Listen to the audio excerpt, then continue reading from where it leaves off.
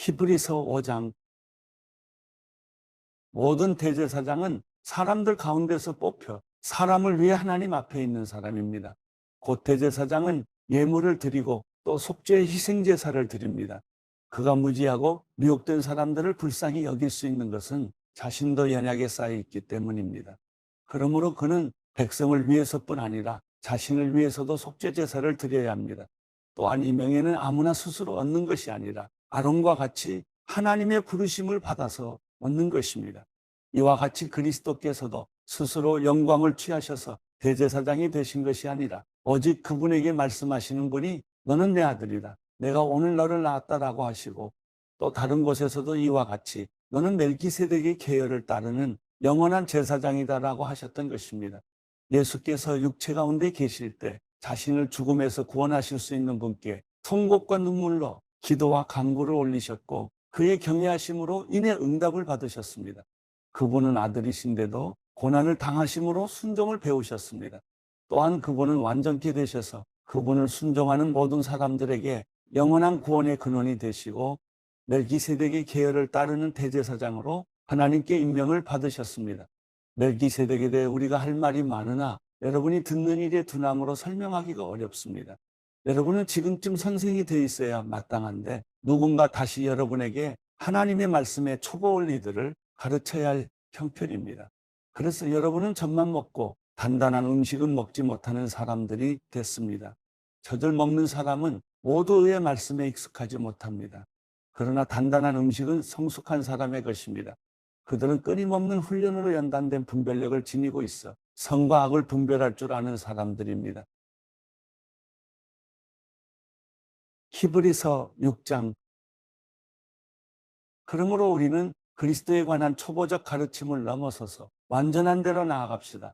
죽은 행실로부터 회개하는 것과 하나님께 대한 믿음과 세례에 대한 교훈과 안수, 죽은 사람의 부활과 영원한 심판에 관한 교훈의 기초를 다시 닦지 말고 온전한 대로 나아갑시다. 하나님께서 허락하신다면 우리가 그렇게 할 수 있습니다.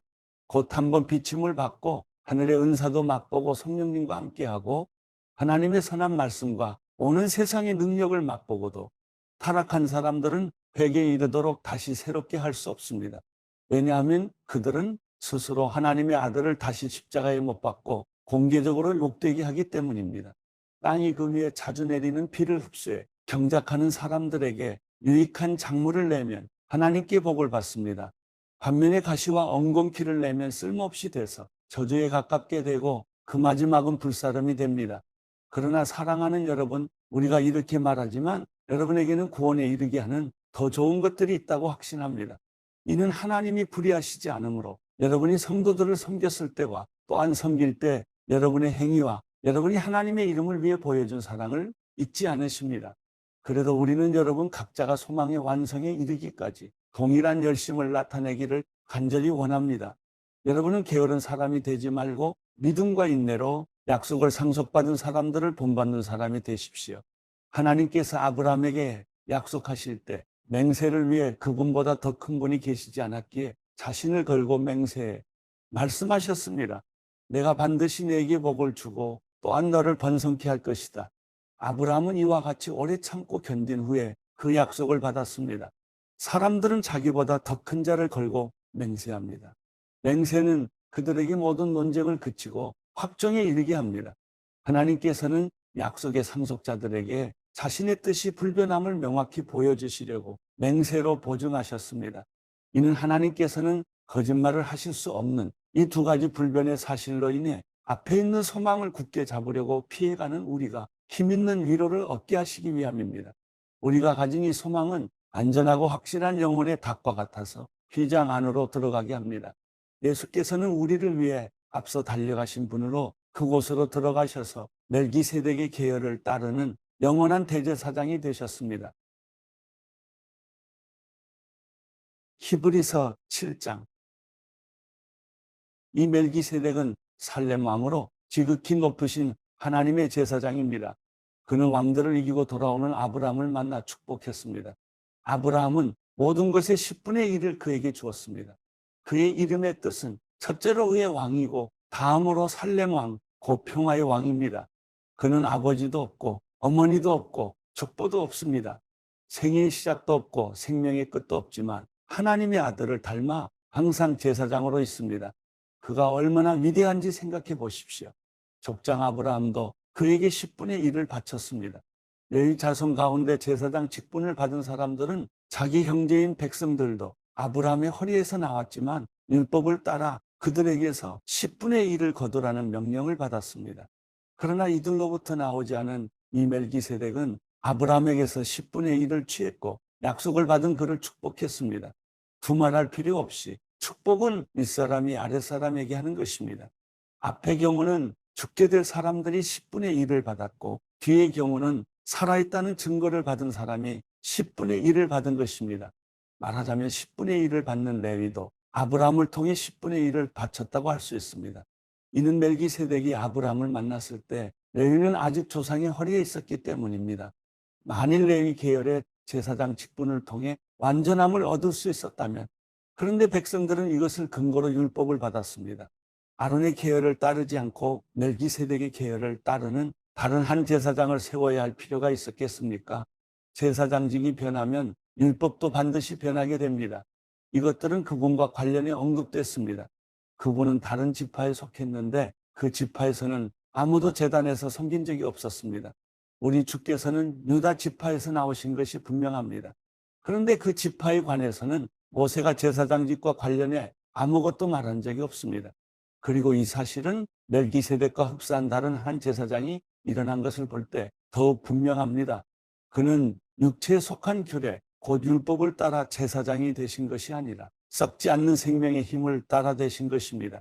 그렇기 때문에 너는 영원히 멜기세덱의 계열을 따르는 제사장이다라고 선포됐습니다. 전에 있던 계명은 약하고 효력이 없어 폐지됐습니다. 이는 율법이 아무것도 완전하게 할 수 없기 때문입니다. 그러므로 더 나은 소망이 들어왔고 이를 통해 우리가 하나님께 가까이 나아가는 것입니다. 예수께서는 맹세 없이 제사장이 되신 것이 아닙니다. 레위 계통의 사람들은 맹세 없이 제사장이 됐습니다. 그러나 그는 자기에게 말씀하시는 분의 맹세로 제사장이 되셨습니다. 주께서 맹세하셨으니 그분은 마음을 바꾸지 않으실 것이다. 너는 영원히 제사장이다. 이와 같이 예수께서는 더 좋은 언약을 보증해 주시는 분이 되셨습니다. 레위 계통의 제사장들은 죽음 때문에 그 직책을 계속 수행할 수 없었기 때문에 그 수가 많았습니다. 그러나 예수께서는 영원히 사시는 분이시므로 제사장직을 영원히 누리십니다. 그러므로 예수께서는 자신을 통해서 하나님께 나오는 사람들을 온전히 구원하실 수 있습니다. 그는 항상 살아계셔서 그들을 위해 중보 기도를 하십니다. 이러한 대제사장이야말로 우리에게 합당합니다. 그분은 거룩하고 순결하고 흠이 없고 죄인들과 구별되시며 하늘보다 높은 곳으로 오르신 분이십니다. 그분은 다른 제사장들처럼 먼저 자신의 죄를 위해 그 다음에 백성들의 죄를 위해 날마다 제사를 드릴 필요가 없습니다. 이는 그분이 자신을 들여 단번에 이 일을 이루셨기 때문입니다.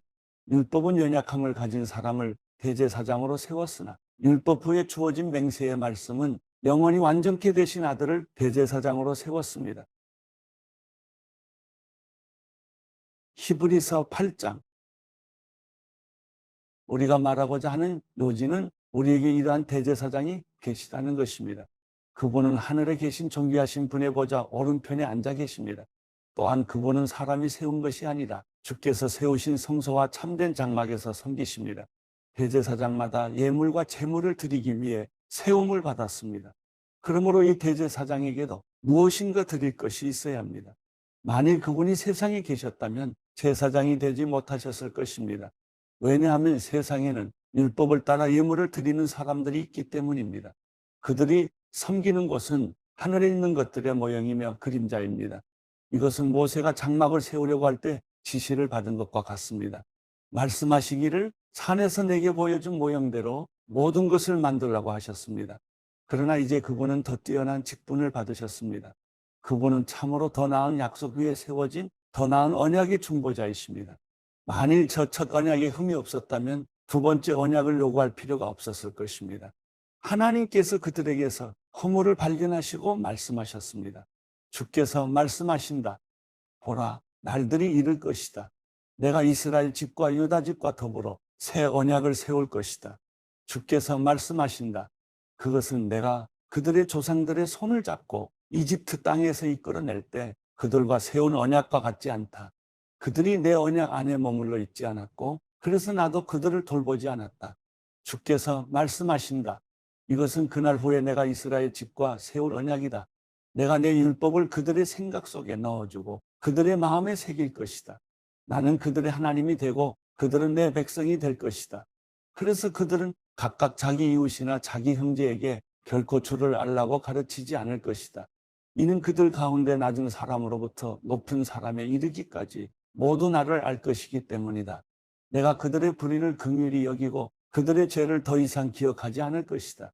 새 언약이라고 말씀하실 때 하나님께서는 첫 언약을 낡은 것으로 만드신 것입니다. 낡고 오래된 것은 곧 사라지게 됩니다.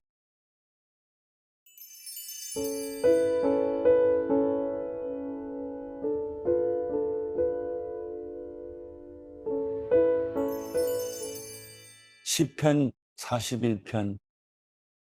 가난한 사람들을 생각해 주는 사람은 복이 있습니다. 고통당할 때 여호와께서 그를 건지실 것입니다. 여호와께서 그를 보호하시고 살려주실 것입니다. 그가 땅에서 복을 받을 것이며 주께서 그의 적들의 뜻대로 그를 내주지 않으실 것입니다. 그가 아플 때 여호와께서 그에게 힘을 주시고 병상에서 일으켜 다시 건강하게 해주실 것입니다. 내가 여호와여 나를 불쌍히 여기시고 내 영혼을 고쳐주소서. 내가 주께 죄를 지었습니다 했습니다. 내 적들이 내게 악담을 합니다. 그가 언제 죽을까? 그의 이름이 언제 사라질까? 하며 나를 보러 와서는 빈말이나 늘어놓고 마음 가득 악을 모아 두었다가 밖으로 나가서 퍼뜨리고 다닙니다. 나를 미워하는 사람들이 모두 합심해 나를 두고 수군거리고 어떻게 하면 나를 해칠까 계획을 세우면서 그가 몹쓸 병에 걸려서 자리에서 다시는 일어나지 못할 것이다라고 합니다. 내가 믿던 가까운 친구, 내 빵을 나눠 먹던 그 친구조차 나를 대적해 발꿈치를 들었습니다. 그러나 여호와여 내게 자비를 베푸소서. 나를 일으켜 내가 그들에게 갚아주게 하소서. 주께서 나를 기뻐하시는 줄 내가 압니다. 내 적들이 나를 이기지 못하기 때문입니다. 내 진실함을 보신 주께서 나를 붙드시고 주의 얼굴 앞에 영원히 세우십니다. 이스라엘의 하나님 여호와를 영원부터 영원까지 찬양합니다. 아멘, 아멘.